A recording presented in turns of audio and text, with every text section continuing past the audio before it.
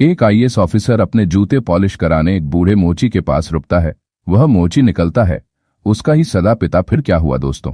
जीवन एक यात्रा है जिसमें हर मोड़ पर नए अनुभव हमारा इंतजार करते हैं। कभी यह रास्ता फूलों से सजा होता है तो कभी कांटों से भरा, लेकिन जो इन कांटों पर चलना सीख लेता है वही जीवन की असली मिठास को महसूस करता है। माता पिता हमारे जीवन के पहले गुरु होते हैं। उनके अनुभवों में वर्षों की तपस्या और सच्चाई छुपी होती है।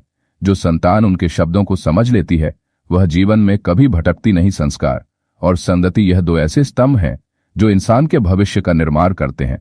यदि संगति गलत हो तो अच्छे संस्कार भी धुंधला जाते हैं, लेकिन यदि संस्कार मजबूत हो तो बुरी संगति भी व्यक्ति को रास्ता भटकाने में असफल रहती है। जीवन में सबसे जरूरी है सत्य और ईमानदारी। झूठ भले ही कुछ समय के लिए रास्ता आसान बना दे, लेकिन अंत में सच ही जीतता है दोस्तों। ये कहानी है हर उस इंसान की जो अपनी गलतियों से सीखता है, जो संघर्षों में तपक कुंदन बनता है और जो जीवन के कठिन मोड़ों पर गिरकर फिर उठता है। संघर्ष वह आग है जो साधारण इंसान को असाधारण बनाती है। हर माँ बाप का सपना होता है कि उनका बेटा या बेटी उनके सपनों को आकार करें, लेकिन कई बार बच्चों की गलतियां इतनी बड़ी हो जाती हैं कि रिश्तों में दूरियां आ जाती हैं। हालांकि जीवन में सबसे बड़ी शक्ति होती है पछतावा और सुधार। जो अपनी गलती को स्वीकार कर लेता है और उसे सुधारने की ठान लेता है वह हर बाधा को पार कर सकता है। दोस्तों, कोई भी गलती इतनी बड़ी नहीं होती कि उसे सुधारा ना जा सके। माता पिता का आशीर्वाद हर दौलत से बड़ा होता है। संगति हमारी सोच और भविष्य दोनों को बनाती या बिगाड़ी है। संघर्ष से डरना नहीं चाहिए, क्योंकि हर रात के बाद एक नई सुबह होती है। तो आइए एक ऐसी कहानी की ओर बढ़ते हैं जो आपको बताएगी कि असली सफलता क्या होती है और जीवन में असली जीत किन मूल्यों से मिलती है।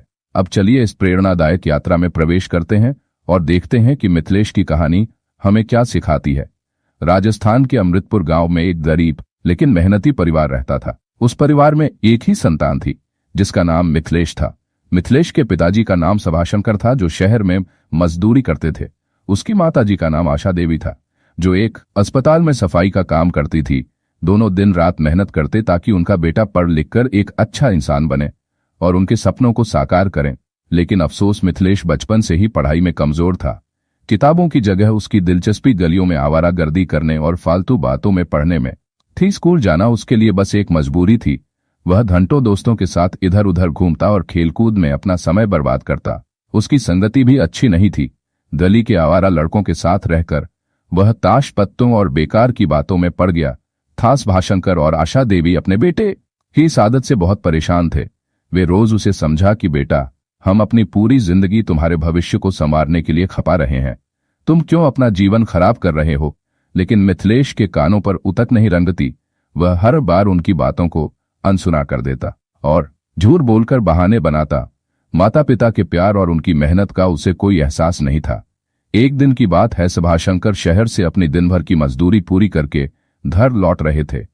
रास्ते में उन्होंने मिथिलेश को स्कूल के पीछे वाले मैदान में ताश पत्ते खेलते हुए देख लिया, लेकिन उस समय उन्होंने कुछ नहीं कहा। मन में सोचने लगे, अभी कुछ कहूंगा तो इसका असर नहीं होगा, घर चलकर ही समझाऊंगा। शाम को जब मिथिलेश घर पहुंचा तो रामनाथ ने उससे प्यार से पूछा, बेटा तुम कहाँ थे? मिथिलेश ने बिना हिचकिचा झूठ बोल दिया, पिताजी मैं स्कूल में था। सभाशंकर ने एक गहरी सांस ली। उन्हें पता था कि उनका बेटा झूठ बोल रहा है, लेकिन फिर भी उन्होंने उसे एक मौका दिया और दोबारा पूछा, बेटा सच बताओ तुम कहाँ थे? मिथिलेश ने फिर से वही झूठ दोहराया, सच में पिताजी, मैं स्कूल में ही था। झूठ का पर्दाफाश और पिता का आहत दिल। मिथिलेश का झूठ सुनकर सभाशंकर का दिल टूट गया। उनके चेहरे पर गहरी उदासी छा गई। उन्होंने भारी आवाज में कहा, बेटा मैं सब जानता हूं। मैंने अपनी आंखों से देखा कि तुम स्कूल के पीछे अपने दोस्तों के साथ ताश पत्ते खेल रहे थे। मैंने तुम्हें इसलिए नहीं रोका क्योंकि मैं तुम्हें तुम्हारे दोस्तों के सामने शर्मिंदा नहीं करना चाहता था। यह सुनते ही मिथिलेश के पैरों तले जमीन खिसक गई। उसका चेहरा सफेद पड़ गया। वह तुरंत रोते हुए अपने पिताजी के पैरों में गिर पड़ा। पिताजी मुझे माफ कर दीजिए, मैंने आपसे झूठ बोला। सभाशंकर की आंखों में आंसू थे। उन्होंने मिथिलेश के सिर पर हाथ रखते हुए कहा, बेटा मैंने और तुम्हारी माँ ने अपनी पूरी जिंदगी तुम्हारे लिए मेहनत में लगा दी। हमने कभी तुम्हारी किसी ख्वाहिश को अधूरा नहीं रखा। फिर तुम हमें झूठ क्यों बोलते हो? तुम्हें क्या कमी थी? मिथिलेश कुछ नहीं बोल सका। वह सिर्फ फूट फूट कर रोता रहा। उसकी आंखों में पछतावे के आंसू थे। पहली सीख और वादा। मिथिलेश ने अपने पिताजी से हाथ जोड़कर कहा, पिताजी आज के बाद मैं कभी झूठ नहीं बोलूंगा। मैं अपनी पढ़ाई पर पूरा ध्यान दूंगा और आपकी मेहनत की कद्र करूंगा। भाषणकर ने उसकी आंखों में झांका और कहा, बेटा, गलती करना बुरा नहीं है, बुरा यह है कि इंसान गलती से सीखकर उसे सुधारने की कोशिश ना करें। अगर तुम सच में बदलना चाहते हो तो अपनी पढ़ाई और भविष्य पर ध्यान दो। उस रात मिथिलेश के मन में एक नया संकल्प जागा। उसने मन ही मन ठान लिया कि वह अपने माता पिता के सपनों को टूटने नहीं देगा। कुछ दिन तक तो ऐसा लगा कि मिथिलेश सुधर गया है, लेकिन बुरी आदतें इतनी जल्दी पीछा नहीं छोड़ती। एक दिन मिथिलेश फिर से उसी मैदान में पहुंच गया। वहां उसने अपने दोस्तों के साथ ताश पत्ते खेलते हुए अपना पूरा समय बर्बाद किया। लेकिन इस बार सिर्फ समय ही नहीं, उसने अपने पिताजी से मिली स्कूल की फीस के पैसे भी जुए में उड़ा दिए। अगले ही हफ्ते स्कूल से एक नोटिस आया। उसमें लिखा था कि मिथिलेश की फीस जमा नहीं हुई है। यह पढ़ते ही सभाशंकर चौंक गए। उन्होंने तो हाल ही में मिथिलेश को फीस भरने के लिए पैसे दिए थे। मन में सवाल उठा, आखिर मेरे बेटे ने उन पैसों का क्या किया? जब मिथिलेश स्कूल से लौटा तो सभाशंकर ने उससे सख्ती से पूछा, बेटा, मैंने तुम्हें फीस के पैसे दिए थे, तुमने उनका क्या किया? मिथिलेश ने बिना सोचे समझे फिर झूठ बोल दिया, पिताजी, मैंने फीस भर दी है, मेरे पास एक भी रुपया नहीं बचा। रामनाथ की आंखों में संदेह की लकीरें गहरी हो गई। उन्होंने गहरी आवाज में कहा, अगर तुमने फीस भर दी तो फिर स्कूल से यह नोटिस क्यों आया? मिथिलेश ने तुरंत बहाना बना दिया, शायद स्कूल से गलती हो गई होगी। इस भाषणकर को मिथिलेश की बातों पर भरोसा नहीं हुआ। अगले दिन सुबह वे सीधे स्कूल पहुंचे और प्रधानाचार्य सुरेश त्रिपाठी से मिले। प्रधानाचार्य ने कहा, सभाशंकर जी, मिथिलेश ने अभी तक कोई फीस जमा नहीं की है, और एक और बात, वह पिछले एक सप्ताह से स्कूल भी नहीं आ रहा है। सुनते ही इस भाषणकर का गुस्सा और दुख दोनों बढ़ गए। उनके दिमाग में कई सवाल घूमने लगे। मेरा बेटा आखिर कर क्या रहा है? किस राह पर चल पड़ा है? अगले दिन जब विक्रम घर से स्कूल जाने के लिए निकला तो उस भाषणकर ने चुपचाप उसका पीछा किया। मिथिलेश स्कूल की तरफ जाने के बजाय उसी पुराने मैदान में पहुंच गया जहां वह ताश पत्ते खेलता था। यह देख सभाशंकर का खून खोल उठा। वे तेजी से आगे बढ़े और मिथिलेश को उसकी शरारतों के बीच पकड़ लिया। घर लाकर सभाशंकर ने मिथिलेश से गुस्से में कहा, तुम्हारी ये हरकतें कब तक चलेंगी? तुम अपनी जिंदगी बर्बाद क्यों कर रहे हो? मिथिलेश ने सिर झुकाकर कहा, पिताजी, मुझे इस आदत की लत लग रही है, मैं चाहकर भी इसे छोड़ नहीं पा रहा हूं। मिथिलेश की यह बात सुनकर सभाशंकर का सब्र टूट गया। उन्होंने गुस्से में कहा, अगर तुझे अपनी लत प्यारी है और हमारे सपनों की कोई कीमत नहीं है तो आज से तू मेरा बेटा नहीं। गुस्से और दुख में भरे इस भाषणकर ने विक्रम को घर से बाहर धक्का देते हुए कहा, आज के बाद अगर तू इस घर की दहलीज पर कदम रखेगा तो मेरा मरा हुआ मुंह देखेगा। यह दृश्य देखकर आशा देवी की आंखों से आंसुओं की धारा बह निकली। उन्होंने रोते हुए कहा, रामनाथ, आप यह क्या कर रहे हैं? हमारा इकलौता बेटा है, बुढ़ापे ने हमारा सहारा वही होगा। सभाशंकर ने भारी मन से कहा, कौशल्या, हमें ऐसा बेटा नहीं चाहिए जो हमारे खून पसीने की कमाई को बर्बाद करे और हमारे सपनों को रो। यह अगर हमारे सपनों की कद्र नहीं कर सकता तो हम इसके साथ क्यों खड़े रहे? मिथिलेश अपनी मां के पैरों में गिरकर फूट फूट कर रोने लगा। मां, पिताजी, मुझे माफ कर दो, मुझे एक मौका और दे दो, मैं सब कुछ सुधार दूंगा। लेकिन इस बार सभाशंकर का दिल पत्थर सा हो गया था। उन्होंने कठोर स्वर में कहा, अब बहुत देर हो चुकी है। मिथिलेश, तुम्हें अपनी गलती का एहसास तब होगा जब जिंदगी तुम्हें सिखाएगी। विक्रम अपनी आंखों में आंसू लिए भारी कदमों से घर से निकल पड़ा। उसके दिल में पछतावा था, लेकिन साथ ही एक डर भी कि अब वह कहां जाएगा। दोस्तों, एक बात याद रखना, बुरी संगति मनुष्य को अंधकार की ओर ले जाती है। इसलिए माता पिता की मेहनत और उनके सपनों की कद्र करनी चाहिए। कहते हैं, हर गलती के बाद दूसरा मौका नहीं मिलता। घर से निकाले जाने के बाद मात्र 15 साल का मिथिलेश अकेला और बेसहारा था। उसका मन डर और पछतावे से भरा हुआ था। वह एक अनजान शहर मालव नगर में पहुंचा और उसे रहने के लिए सूर्योदय अनाथ आश्रम में शरण मिली। लेकिन मिथिलेश ने कभी सपने में भी नहीं सोचा था कि यहाँ की जिंदगी इतनी कठिन होगी। अनाथ आश्रम में उसे न सिर्फ भूख और गरीबी से लड़ना पड़ा, बल्कि अत्याचार और अपमान का सामना भी करना पड़ा। आश्रम के मैनेजर दीनानाथ शर्मा का स्वभाव कठोर था। छोटी छोटी बातों पर वह बच्चों को मारते पीटते थे।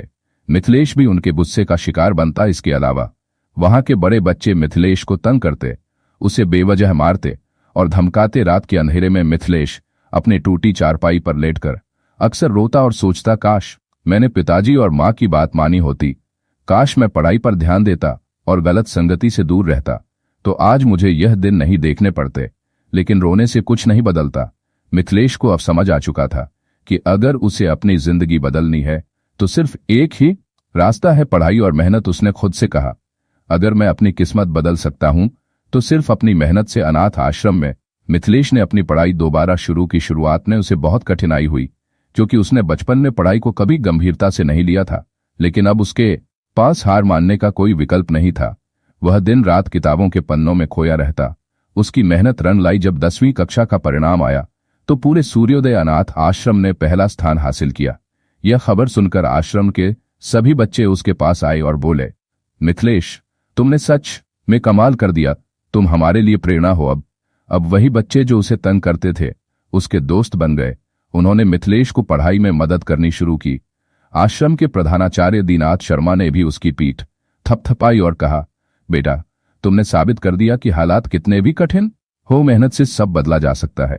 मिथिलेश ने अपनी सफलता से हौसला पाकर और भी ज्यादा मेहनत करनी शुरू कर दी। उसने अपनी 11वीं कक्षा में भी बेहतरीन अंक हासिल किए, लेकिन उसकी असली परीक्षा तो अभी बाकी थी। 12वीं कक्षा के लिए मिथिलेश ने दिन रात एक कर दिया। वह घंटों लाइब्रेरी में बैठता, किताबों से दोस्ती करता और हर विषय को गहराई से समझने की कोशिश करता। आखिरकार परीक्षा का दिन आया। मिथिलेश पूरे आत्मविश्वास के साथ परीक्षा देने के लिए परीक्षा कक्ष में पहुंचा, लेकिन वहां जो हुआ उसने मिथिलेश के दिल को चीर कर रख दिया। कक्षा में मौजूद शिक्षक माधव सिंह ने मिथिलेश को रोकते हुए कहा, तुम इस क्लास में नहीं बैठ सकते, तुम्हारी जगह नीचे फर्श पर है। मिथिलेश ने चौंक हुए पूछा, लेकिन क्यों सर, मैंने क्या गलती की है? माधव सिंह ने एक ठंडी आवाज में कहा, तुम अनाथ हो और तुम्हारी जाति छोटी है, यहां तुम्हारी कोई जगह नहीं। यह सुनकर मिथिलेश का खून खोल उठा। उसने विरोध किया, सर, परीक्षा प्रतिभा और मेहनत से दी जाती है, जाति और पहचान से नहीं। लेकिन उसकी आवाज को दबा दिया गया। उसकी परीक्षा की कॉपी छीन ली गई और उसे फर्श पर बैठकर परीक्षा देने के लिए मजबूर किया गया। टूटे दिल के साथ मिथिलेश ने यह अन्याय अनाथ आश्रम के प्रधानाचार्य दीनाथ शर्मा को बताया, लेकिन प्रधानाचार्य ने लाचारी से कहा, बेटा, हम लोग बहुत छोटे लोग हैं, अगर हमने आवाज उठाई तो तुम्हारी बाकी परीक्षाएं रोक दी जाएंगी। यह सुनकर मिथिलेश की आंखों से आंसू बहने लगे, लेकिन आंसुओं के पीछे एक आग जल रही थी। उसने खुद से कहा, अब बहुत हो गया, मैं इस भेदभाव और अन्याय के खिलाफ लड़ूंगा। विक्रम ने उसी दिन तय कर लिया कि वह इतना बड़ा अधिकारी बनेगा कि किसी और बच्चे के साथ ऐसा भेदभाव ना हो। प्रधानाचार्य ने उसे समझाते हुए कहा, बेटा, अगर तुम्हें इस वर्षों से चली आ रही प्रथा को तोड़ना है तो तुम्हें इतना बड़ा अधिकारी बनना होगा कि तुम्हारे हस्ताक्षर से न्याय मिले। ये बात मिथिलेश के दिल में उतर गई। उसने एक नया सपना देखा, मैं एक दिन बड़ा अधिकारी बनूंगा, मैं आईएएस बनूंगा। अब मिथिलेश ने अपनी पूरी जिंदगी यूपीएसएससी की तैयारी में झोंक दी। उसके पास ना महंगी किताबें थी, ना ट्यूशन की सुविधा, लेकिन उसके पास था दृढ़ निश्चय। वह रोज सुबह सूरज के साथ उठता और रात के सितारों के नीचे पड़ता। वह एक एक शब्द को आत्मसात करता। अनाथ आश्रम के दूसरे बच्चे उसे देखकर प्रेरणा लेने लगे। वे कहते, मिथिलेश भाई, आप एक दिन जरूर बड़े अधिकारी बनोगे। मिथिलेश की मेहनत और संकल्प ने उसे एक ऐसा योद्धा बना दिया था जो अपनी तकदीर खुद लिख रहा था। दोस्तों, एक बात हमेशा याद रखना, कठिनाइयां हमें तोड़ने नहीं बल्कि मजबूत बनाने आती हैं। सपने उन्हीं के पूरे होते हैं जो उनकी कीमत समझते हैं। कई वर्षों की कठिन तपस्या और अनगिनत संघर्षों के बाद आखिरकार मिथिलेश ने अपने सपनों को सच कर दिखाया। उसने यूपीएसएससी परीक्षा पास कर ली और एक गौरवशाली आईएएस अधिकारी बन गया। यह सिर्फ एक पद नहीं था, बल्कि उसके संघर्षों और अपमान का जवाब था। वह जानता था कि एक कलेक्टर ही वह शक्ति है जो अन्याय के खिलाफ आवाज उठा सकता है। पुराने जख्मों का हिसाब कलेक्टर बनने के बाद मिथिलेश सबसे पहले उसी स्कूल में गया जहां उसके साथ भेदभाव हुआ था। स्कूल के प्रवेश द्वार पर खड़े होकर उसने उस दिन की बेइज्जती को याद किया जब उसे उसकी पहचान और स्थिति के कारण परीक्षा कक्ष से निकाल दिया गया था। उसने स्कूल के प्रधानाचार्य सुरेश त्रिपाठी और कक्षा अध्यापक माधव सिंह को अपने कक्ष में बुलाया। माधव सिंह का चेहरा सफेद पड़ गया। उसने कभी सोचा भी नहीं था कि जिस बच्चे को उसने अपमानित किया था वही आज कलेक्टर बनकर सामने खड़ा होगा। मिथिलेश ने सख्त लहजे में कहा, अपने शिक्षा के मंदिर में भेदभाव का जहर घोला है। शिक्षा सबका अधिकार है और आपने एक छात्र के सपनों को कुचलने की कोशिश की। उसके बाद मिथिलेश ने माधव सिंह को तुरंत निलंबित करने का आदेश दिया। प्रधानाचार्य को सख्त हिदायत दी कि आगे से स्कूल में किसी भी छात्र के साथ भेदभाव नहीं होगा। यह फैसला सिर्फ विकी जीत नहीं थी, यह उन सभी बच्चों के लिए एक संदेश था जो भेदभाव का शिकार होते हैं। इसके बाद मिथिलेश ने अपनी जड़ों की ओर रुख किया। वह उसी सूर्योदय अनाथ आश्रम पहुंचा जिसने उसे सहारा दिया था। वहां पहुंचते ही उसकी आंखें नम हो गई। वह सीधे आश्रम के सबसे वरिष्ठ और आदरणीय व्यक्ति प्रधानाचार्य दीनाथ शर्मा के पास गया और उनके चरण छूकर बोला, आज मैं जो कुछ भी हूं आपकी दी हुई सीख और आश्रम के साथ से हूं। दीनानाथ शर्मा की आंखों में गर्व के आंसू थे। उन्होंने कहा, बेटा, तुम्हारी सफलता सिर्फ तुम्हारी नहीं, इस आश्रम की भी सफलता है। तुमने साबित कर दिया कि परिस्थितियां कितनी भी कठिन क्यों ना हो, इंसान अपनी मेहनत से अपना भाग्य बदल सकता है। कुछ समय बाद मिथिलेश का तबादला राजस्थान के प्रयागपुर शहर में हो गया। संयोग से प्रयागपुर वही शहर था जो उसके माता पिता के घर से गब था। एक दिन किसी सरकारी कार्य के सिलसिले में उसे अपने पुराने शहर मालव नगर जाना पड़ा। वर्षों बाद वह उसी शहर में था जहां उसकी यादें और उसके माता पिता की परछाई बसी थी। पहली ही फुर्सत में वह अपने पुराने घर गया, लेकिन वहां अब अजनबी लोग रहते थे। उसने दरवाजे पर दस्तक दी और नए मकान मालिक से पूछा, ये घर आपने किससे खरीदा था? क्या आपको उनके बारे में कुछ पता है? मकान मालिक ने जवाब दिया, ये घर हमने 5 साल पहले खरीदा था। पिछले मालिक कहाँ गए, इसका हमें कोई पता नहीं। मिथिलेश का दिल धड़कने लगा। उसने पड़ोसी मोहनलाल से पूछा, काका, मेरे माता पिता कहाँ हैं, क्या आप जानते हैं? मोहनलाल ने गहरी सांस लेते हुए कहा, बेटा, तुम्हारे माँ बाप ने 5 साल पहले यह घर बेच दिया था। उसके बाद वे कहाँ गए किसी को नहीं पता, लेकिन मैंने सुना था कि शायद वे किसी वृद्धाश्रम में रहने चले गए थे। यह सुनते ही मिथिलेश के दिल में हुक उठी। उसने सोचा, क्या मेरे माता पिता आज किसी वृद्धाश्रम में अकेले और बेसहारा होंगे? मिथिलेश ने उसी क्षण तय किया कि वह अपने माता पिता को हर हाल में खोज निकालेगा। उसने मालव नगर के हर वृद्धाश्रम में जाकर अपनी माँ और पिता का पता करने की कोशिश की। वह स्नेहधाम, आशापुरा वृद्धाश्रम, प्रभात निकेतन जैसे सभी आश्रमों में गया, लेकिन कहीं कोई खबर नहीं मिली। वह दिन रात उनकी तलाश में भटकता रहा। उसके चेहरे पर थकान थी, लेकिन आंखों में उम्मीद का दीपक जल रहा था। उसने पूरे 1 सप्ताह तक बिना रुके, बिना थके मालव नगर के हर गली माता पिता की तलाश की, लेकिन उसका हर प्रयास विफल रहा। हफ्तों की खोज के बाद भी जब उसे कोई सुराग नहीं मिला, तो एक दिन वह निराश होकर अपनी गाड़ी में बैठा और प्रयागपुर वापस लौटने लगा। रास्ते में सड़क किनारे उसकी नजर एक बूढ़े व्यक्ति पर पड़ी जो फटे पुराने कपड़ों में जूते पॉलिश कर रहा था। उनकी झुकी कमर और कांपते हाथों ने मिथिलेश के दिल में कुछ अजीब सी हलचल पैदा कर दी। उसने तुरंत गाड़ी रुकवा और उस बूढ़े व्यक्ति के पास गया। जैसे ही वह करीब पहुंचा और उनके चेहरे को ध्यान से देखा, उसका दिल एक पल के लिए थम गया। वह कोई और नहीं, उसके अपने पिताजी सभाशंकर थे। मिथिलेश के गले से शब्द नहीं निकले। कांपते स्वर में उसने कहा, पिताजी, आपने मुझे पहचाना? सभाशंकर ने अपनी धुंधली आंखों से उसे देखा और कहा, बेटा, तुम कौन हो? मैंने तुम्हें कहाँ देखा है? विक्रम की आंखों से आंसू झरने लगे। उसने कहा, पिताजी, मैं आपका वही नालायक बेटा हूं जिसे आपने घर से निकाला था। यह सुनते ही सभाशंकर के हाथ से ब्रश गिर गया। उनकी आंखों में आंसू भर आए। उन्होंने कांपते हुए कहा, बेटा, तुमने हमें पहचान लिया। मुझे माफ कर दो, मैंने तुम्हें समझाने की बजाय घर से निकाल दिया। तुम्हारी माँ सही कहती थी कि तुम ही हमारे बुढ़ापे का सहारा होगे, लेकिन मैंने तुम्हारी गलती पर तुम्हें माफ नहीं किया। मिथिलेश ने अपने पिताजी के पैरों को छूते हुए कहा, पिताजी, मुझे माफ कर दो। मैंने आपकी बहुत अवहेलना की। आपने मुझे संभालने की लाख कोशिशें की, लेकिन मैं आपकी बातों को समझ नहीं पाया। मैंने आपकी मेहनत और सपनों का मजाक उड़ाया। सभाशंकर ने कांपते हाथों से मिथिलेश का चेहरा छूते हुए कहा, बेटा, गलती सिर्फ तेरी नहीं थी, मेरी भी थी। मैंने तुझ पर गुस्सा किया, तुझे घर से निकाल दिया। शायद अगर मैं थोड़ा धैर्य रखता तो हमें यह दिन नहीं देखने पड़ते। मिथिलेश ने रोते हुए पूछा, पिताजी, आप यहाँ इस हालत में क्यों हैं? और माँ कहाँ है? वह आपके साथ क्यों नहीं है? ये सुनते ही सभाशंकर की आंखों में दर्द उमड़ आया। उन्होंने भारी दिल से कहा, बेटा, जब मैंने तुझे घर से निकाला था उसके 3 साल बाद मेरी नौकरी भी चली गई, फैक्ट्री बंद हो गई और सारे कर्मचारी बेघर हो गए। कोई चारा ना देखकर मैंने अपना घर बेच दिया। हम दोनों एक छोटी सी झोपड़ी में किराए पर रहने लगे, लेकिन कुछ समय बाद वह झोपड़ी भी छिन गई। सभाशंकर की आवाज कांपने लगी। उन्होंने सिर झुका लिया और कहा, बेटा, तुम्हारी माँ अब इस दुनिया में नहीं है। यह सुनते ही मिथिलेश के पैरों तले जमीन खिसक गई। उसकी आंखों से झरझर आंसू बहने लगे। उसने कांपते स्वर में कहा, क्या मां नहीं रही? सभाशंकर ने आंसू पोंछ हुए कहा, हाँ बेटा, तुम्हारी मां को कैंसर हो गया था। हमारे पास पैसे नहीं थे कि हम उनका इलाज करवा पाते। मैंने जितना बपड़ा किया, लेकिन मैं उन्हें बचा नहीं सका। वह हर दिन तुम्हें याद करती थी। उनके अंतिम शब्द भी यही थे, काश हमारा बेटा लौट आता। विक्रम फूट फूट कर रो पड़ा। उसकी आवाज गले में अटक गई। उसने बिलखते हुए कहा, मां, मुझे माफ कर दो। काश मैं समय रहते लौट आता। सभाशंकर ने मिथिलेश को गले लगाते हुए कहा, बेटा, मैं सबसे बड़ा असफल इंसान हूं। मैं ना अपनी पत्नी को बचा सका और ना ही अपने बेटे को संभाल सका।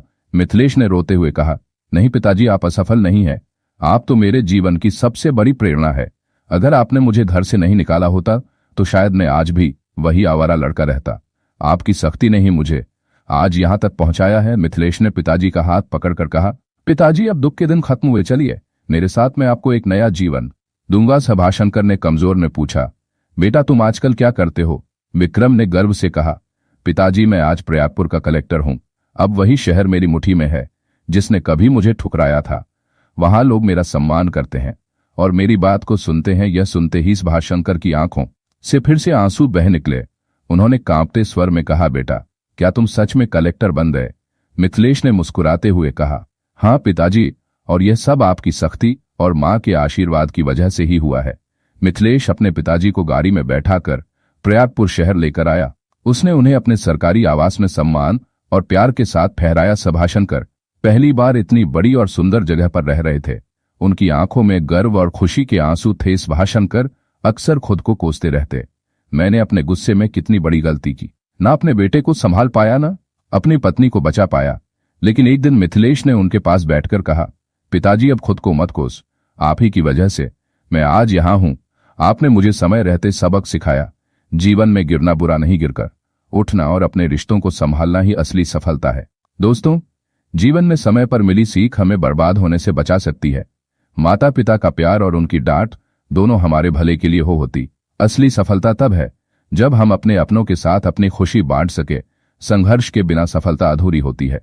एक दिन मिथिलेश ने अपने पिताजी से कहा, पिताजी बस कीजिए, अब खुद को कोसना बंद कर दीजिए। जीवन में जरूरी नहीं कि हर वह चीज मिले जिसके पीछे हम भागते हैं। कभी कभी जिन चीजों के बारे में हम सोचते भी नहीं हैं, किस्मत से वही चीजें चलकर हमारे पास आ जाती हैं। मिथिलेश ने आगे कहा, मैंने कभी नहीं सोचा था कि मैं कलेक्टर बनूंगा, वह भी वही लड़का जिसे आप नालायक कहकर घर से निकाल चुके थे, जो आपके सपनों और मेहनत का मजाक उड़ाता था। लेकिन देखिए पिताजी, आज मैं कहां हूं, और सबसे बड़ी खुशी यह है कि आप मेरे साथ हैं। आपके बिना मेरी यह सफलता अधूरी थी। आज मैंने अपनी जिंदगी की सबसे बड़ी दौलत पाली है। आपको यह कहते हुए मिथिलेश ने अपने पिताजी को कसकर गले से लगा लिया। उस गले लगाने में वर्षों का बिछड़ापन, सारा दर्द और सारा प्यार समा गया। दोनों की आंखों से आंसू बहते रहे, लेकिन इन आंसुओं में पछतावा नहीं था, बल्कि सुकून था। इसके बाद मिथिलेश ने अपने पिताजी को अपने साथ अपनी सरकारी कोठी में रखा। अब उनके जीवन में खुशियां लौट आई थी। विक्रम ऑफिस जाता और शाम को घर लौटते ही सबसे पहले अपने पिताजी के पास बैठता। दोनों घंटों बातें करते, कभी पुरानी यादों पर हंस तो कभी खोए हुए दिनों पर आंसू बहाते। रामनाथ भी अब गर्व से भर उठते। बाजार में जब लोग उन्हें कहते, सभाशंकर जी आपने तो एक कलेक्टर बेटे के पिता होने का गौरव पाया है, तो उनकी आंखें खुशी से चमक उठती। कुछ समय बाद सभाशंकर ने सोचा, अब मेरा बेटा जिंदगी के हर मोड़ पर सफल है, क्यों ना उसकी जिंदगी में एक और खुशी लाई जाए। रामनाथ ने अपने जान पहचान में एक अच्छे परिवार की संस्कारी लड़की को देखा। उसका नाम प्रिया था। वह पढ़ी लिखी, समझदार और संस्कारों से भरपूर थी। सभाशंकर ने विक्रम से कहा, बेटा अब मेरी इच्छा है कि तुम्हारे जीवन में एक साथी आए जो तुम्हारा सुख दुख बांटे। तुम तो मेरी दुनिया हो, लेकिन तुम्हारी दुनिया को पूरा करने के लिए एक और रिश्ता जरूरी है। मिथिलेश ने अपने पिताजी की बात को सिर झुकाकर स्वीकार कर लिया। उसने कहा, पिताजी अब आपकी हर इच्छा मेरा आदेश है। आपने जो भी निर्णय लिया है वह मेरे लिए सबसे सही होगा। कुछ ही दिनों में घर में खुशियों की बहार आ गई। मिथिलेश और प्रिया का विवाह हुआ। पूरे प्रयागपुर में कलेक्टर साहब की शादी की चर्चा थी। शादी में अनाथ आश्रम के सभी बच्चे और कर्मचारी भी आमंत्रित थे। मिथिलेश ने अपने अतीत को कभी नहीं भुलाया था, इसलिए उसने अपनी शादी में उन सभी लोगों को बुलाया जिन्होंने उसके जीवन के संघर्षों में किसी न किसी रूप में भूमिका निभाई थी। विवाह की रस्मों के दौरान सभाशंकर की आंखों में आंसू थे, लेकिन इस बार वह आंसू सिर्फ खुशी के थे। उन्होंने ऊपर देखते हुए कहा, आशा देवी अपनी दिवंगत पत्नी देखो, आज हमारा बेटा अपने जीवन की सबसे खूबसूरत राह पर है। काश तुम होती तो यह खुशी अपनी आंखों से देख पाती। शादी के बाद मिथिलेश ने एक बड़ा निर्णय लिया। उसने उसी सूर्योदय अनाथ आश्रम के पुनर्निर्माण का कार्य शुरू किया जिसने कभी उसे सहारा दिया था। उसने आश्रम के बच्चों के लिए एक नई लाइब्रेरी और कंप्यूटर लैब बनवाई। उद्घाटन के दिन विक्रम ने कहा, यह सिर्फ एक इमारत नहीं है, यह मेरी संघर्ष यात्रा की नींव है। यहाँ के बच्चे बड़े होकर सिर्फ अच्छे नागरिक नहीं बल्कि अच्छे इंसान बने, यही मेरी इच्छा है। समय बीतता गया। सभाशंकर वृद्ध हो चुके थे। एक दिन उन्होंने मिथिलेश से कहा, बेटा जीवन में दो चीजें कभी मत भूलना, रिश्तों की कद्र और अपने संघर्ष की कहानी, यह दोनों ही तुम्हें हर मुकाम पर मजबूत बनाएंगे। मिथिलेश ने सिर झुकाते हुए कहा, पिताजी, मैं वादा करता हूं कि आपकी हर सीख को अपनी जिंदगी का मंत्र बनाऊंगा। दोस्तों, गलतियां जीवन का हिस्सा है, लेकिन उनसे सीखना ही सच्ची समझदारी है। माता पिता की डांट में छुपा प्यार ही हम भविष्य का आधार बनता है। संघर्ष और धैर्य के बिना कोई सफलता अधूरी है। सफलता तब पूर्ण होती है जब हम उसे अपनों के साथ साझा करते हैं। कभी गिरो तो संभलना मत भूलना, और जब संभलो तो किसी और को गिरने से बचाना। तो दोस्तों, यह थी मिथिलेश की कहानी, एक लड़के से कलेक्टर बनने और फिर अपनी दुनिया को संवारने की यात्रा। अगर आपको यह कहानी पसंद आई हो तो इसे अपने दोस्तों और परिवार के साथ साझा करें, और याद रखें, हर कहानी हमें कुछ सिखाने के लिए होती है। मिलते हैं अगली कहानी में, तब तक के लिए धन्यवाद।